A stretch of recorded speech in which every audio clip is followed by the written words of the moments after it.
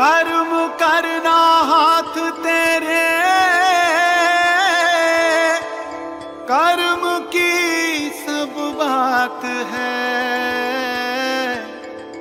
वैदिक रावण संहिता, मानव तेरे साथ है।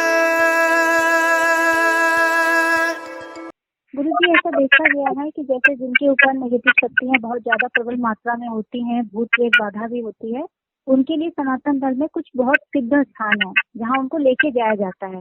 जैसे उदाहरण के लिए मैं मेहदीपुर बालाजी का नाम लूंगी। तो ये भी देखा गया है कि ऐसे लोग जो उपचार के लिए वहां जाते हैं, तो उनके साथ और भी बहुत सारे लोग जाते हैं देखने के लिए या घूमने के पर्पज से।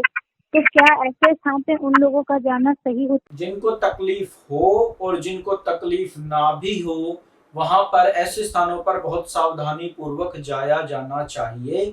और यदि सावधानी हटती है तो चाहे कोई ग्रसित है, अब किसी को 2 बीमारी है, वो हो सकता है 10 बीमारी साथ ले आए, और जो ठीक भला चंगा गया है दूसरे को ठीक कराने के लिए, घूमने फिरने के लिए, देखा देखी करने के लिए, हो सकता है वो खुद 50 बीमारियां ग्रसित होकर के वो आ जाए। क्योंकि ऐसे स्थानों पर कोई विशेष वर्तमान में पहरा नहीं है, कोई उसको चला नहीं रहा है, उस स्थिति को ठीक नहीं कर रहा है। और जब ऐसी स्थिति होती है, उसका संचालन करने वाला कोई नहीं होता और वहां पर चारों तरफ नकारात्मक शक्तियां हैं, तो पूरी संभावना है कि हम ग्रसित होकर के ही आएंगे। तो ये खतरे से खाली नहीं, बहुत सावधानी पूर्वक जाया जाता है।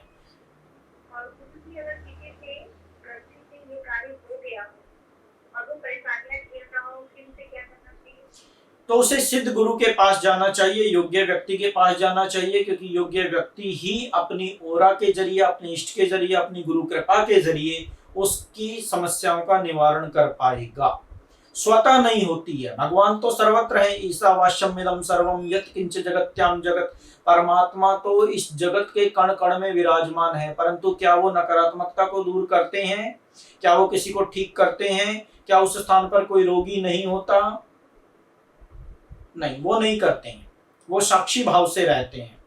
तो किसी ऐसे के पास जाना चाहिए जो इन सब चीजों को ठीक कर सके। और यदि कोई ऐसा ना मिले तो श्री हनुमान जी महाराज की शरण में जाना चाहिए, क्योंकि कलयुग के प्रत्यक्ष देवता है, नकारात्मक शक्तियां वैसे भी उनसे दूर भागती है। हनुमान जी महाराज को अपना गुरु बनाना चाहिए। जय जय जय हनुमान गोसाई, कृपा करहु गुरुदेव की नाई। हे हनुमान जी महाराज, गुरुदेव की तरह आप हमारी कृपा करें, आप हमारे गुरुदेव। हनुमान जी की कोई विशेष प्रार्थना हो सकती है गुरुदेव जो अपने घर पे करें? जब संकट कटे मिटे सब पीरा, जो सुमिरे हनुमत बलबीरा। नासे रोग हरे सब पीरा, जो सुमिरे हनुमत बलबीरा। जो हनुमान चालीसा में दी गई चीजें हैं उनका पठन पाठन करे, बजरंग बाण सुंदरकांड आदि का पाठ करे। और हनुमान जी को प्रसन्न करने के लिए जो सबसे ज्यादा इम्पोर्टेंट है वो 2 चीजें हैं। एक तो अपने माता पिता का आदर कीजिए, उनकी आज्ञा में रहिए, क्योंकि हनुमान जी स्वयं मातृ पितृ भक्त रहे। दूसरी चीज क्या है कि हनुमान जी महाराज को प्रसन्न करने के लिए रामचरितमानस का पाठ करें, रामायण का पाठ करें। अब रामायण का पाठ भी सुनेंगे, रामचरितमानस का पाठ भी सुनेंगे, दोनों एक ही चीज है। ये अवधी भाषा में है रामचरितमानस, और रामायण जो है संस्कृत में। जिसको जैसा ठीक लगे हनुमान जी महाराज को सुनाएं। हनुमान जी महाराज रामचरितमानस का पाठ या रामायण का पाठ सुनेंगे, आपके ऊपर अति प्रसन्न होंगे। चाहे 5 चौपाई सुनाएं, 1 दोहे से दूसरा दोहा सुनाएं, 1 श्लोक सुनाएं, उनको सुनाएं। और यदि किसी को रोग शोक बना हुआ है तो फिर वो चौपाई का पाठ करे। नासे रोग हरे सब पीरा, जपत निरंतर हनुमत बीरा। कई लोग पूछते हैं कितनी बार करें, हम भी बोल देते हैं 5-7 बार करना, 11 बार करना, 21 बार करना, परंतु हनुमान चालीसा में ये बात नहीं है। हनुमान चालीसा में बात आती है जपत निरंतर हनुमत बीरा। भाई लगातार जाप करें, भगवान से प्रार्थना करते रहें अपने रोग शोक, अपने कल्याण के लिए। एक स्थान पर एक माला जितनी ऊंची इच्छा हो करें और उसके बाद दिन भर उनको याद बना के रखें, क्योंकि माला हम हर समय नहीं कर सकते।